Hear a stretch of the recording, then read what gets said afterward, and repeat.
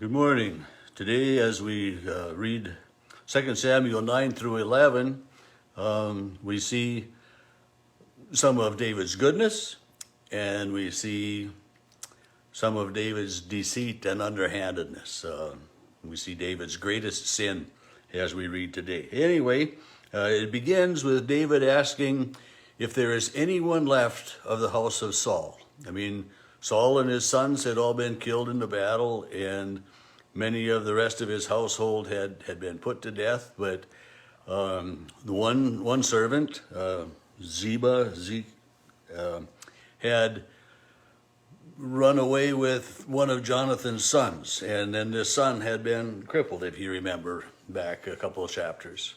And in my mind, I always think of this Ziba, this servant, as a female servant had been watching over this boy, but it wasn't. It was a male. Ziba is a man.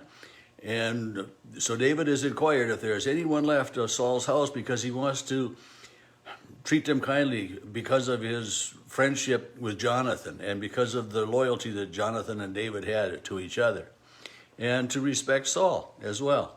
And this was unheard of, because basically, I mean, David would have normally, a new king would have made sure that that whole family was gone, so there was no person to say, I mean, I have the right of succession to my father, the king, or my grandfather, the king. But so Ziba, I think, kind of tentatively, hesitantly, comes forward with this grandson of Saul, Jonathan's son, who is then crippled in both feet, with this son. I don't even want to try to pronounce his name. It starts with an M, and then with this, they call him a pathetic cripple, which I think is, I mean, in today's society, hopefully we don't look at people that are crippled or with deformities or with, as being pathetic. I mean, people have birthmarks. People have all kinds of things going on. And I mean, we're all the same. But anyway, this grandson of Saul came, and he prostrated himself before David, and listen to what he says. He says, "What is your servant that you should look upon a dead dog such as I?" He looks at himself as being worthless, but I mean, in many ways, but also probably realizing that, for most kings, that they would make sure that he was no longer living. But David then calls this Saul's servant Ziba, the one who's been raising and protecting this grandson, and says to him, "All of Saul's household and lands I restore to this grandson, and I charge you and your family to take care of the land, to till the land, to raise the crop, and to make a go of it. But I'm going to, so that there's food for this young man, but I'm going to serve him at my table. He will dine at my table." I mean, David he's going to take care of this child because of his love for Jonathan and his respect for Saul as well. And in my head again, here I am, assuming things. You assume that this servant is probably not got too much, that's watching out for this grandson of Saul. But, it says he has 15 sons, big family, and 20 servants. So he's a person of some means as well. And probably because of serving in Saul's household and then within his staff and everything. I mean, we don't really know a whole lot more about him. But so the Ziba has the men to be able to take care of the land and the household and everything that David gives to this grandson of Saul. And the chapter 9 ends with Mephibosheth, the grandson, living in Jerusalem and eating at the king's table, and then he was lame in both feet because of this fall, this accident that happened as they were escaping. And then chapter 10 starts out, we got a switch. There's a king of a neighboring country has died, and David sends a contingency of men to express his condolences, his sympathy. It says that this king had always dealt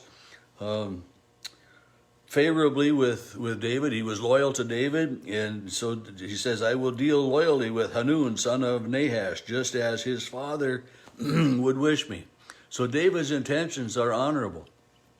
But this son, who is now the leader, doesn't understand that. And he treats David's people with contempt. He doesn't believe them. He shaves their heads and he cuts their tunics off. He just totally embarrasses them. And to have, for men at that time, to have a beard, full facial hair was a sign of masculinity, of virility, of position, and it was, and to be shaved like that it was embarrassed, was to, demeaning them, and so this new king totally, just threw it back in David's face. He just, no respect at all.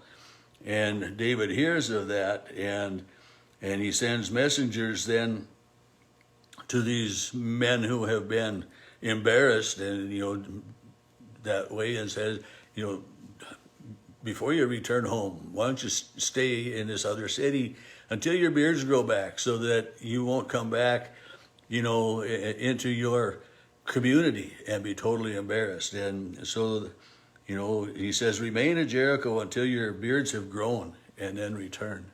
And beards kind of come and go in society. The Arab nation still is real big on beards, and some other religious organizations are, beards are a thing to have. I mean, you don't shave your facial hair, and some people like them and some people don't. And but these men were totally embarrassed that way.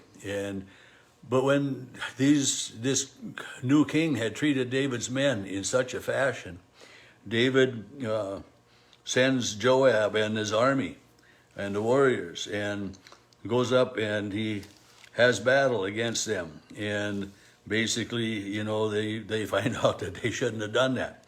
David is victorious over these Ammonites.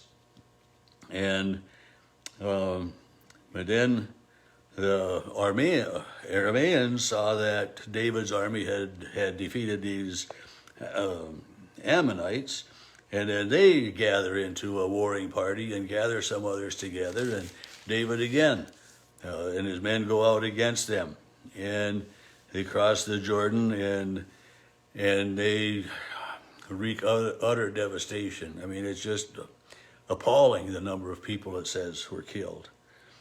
And it says then, so the Arameans were afraid to help the Ammonites anymore. They didn't want to try to gang up on David. They weren't going to be a party to that anymore. Chapter 11, we have another switch. It starts out in the springtime of the year, when the kings would go to war. I mean, and I think, really? I mean, that was, kind of, in the wintertime, of course, you weren't going out to war because it was harder to travel and harder for all of that stuff. But in the springtime, when kings go to war, just like it was expected, and it's just so backwards in so many ways. But this time, instead of going and leading his men, David stays in Jerusalem. And you know what's coming, don't you? Yeah.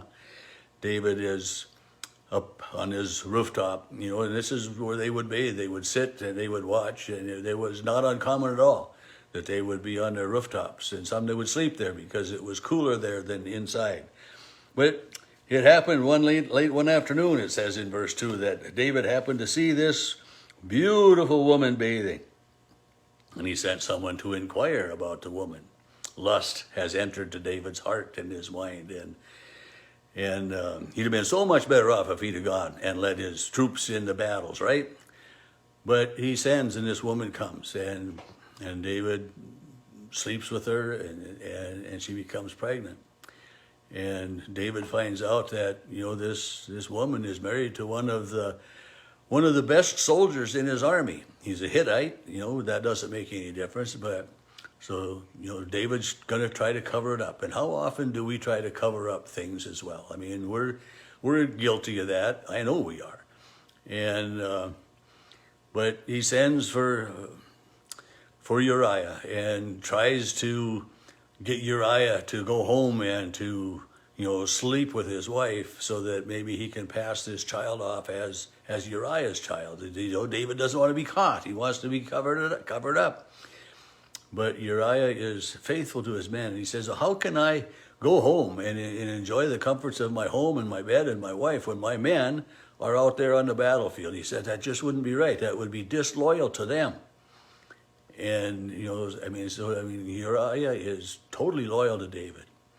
And David sends message back with Uriah to the leader of the army there that's fighting, send Uriah right up to the front and right up as close as you can and then pull back so that Uriah dies. So Uriah himself takes the message from King David to the leader of the army saying, make sure that I get killed. What a nasty guy David was in this situation. And after Uriah is killed and Bathsheba goes through her period of mourning, David takes her to be his wife as well. And this chapter ends with, the Lord was very displeased with David. And, well, he should be, And, and she became his wife, and it says she bore him a son. And we know what's going to be coming up, and we'll visit more about that tomorrow. May God richly bless you today, as he always does, and may we know that God has blessed us.